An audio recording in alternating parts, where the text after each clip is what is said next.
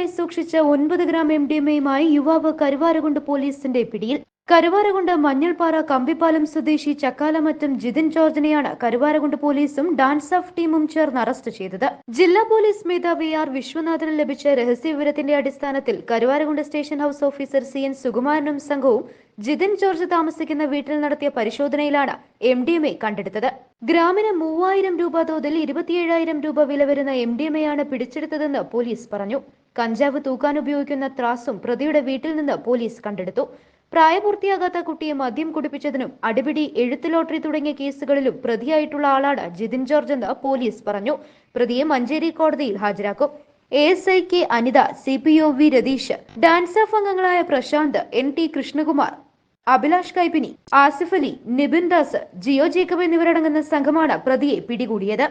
News Now, Karuvarakundu. Teddy Baby Diaper and Pants made for Indian baby body type.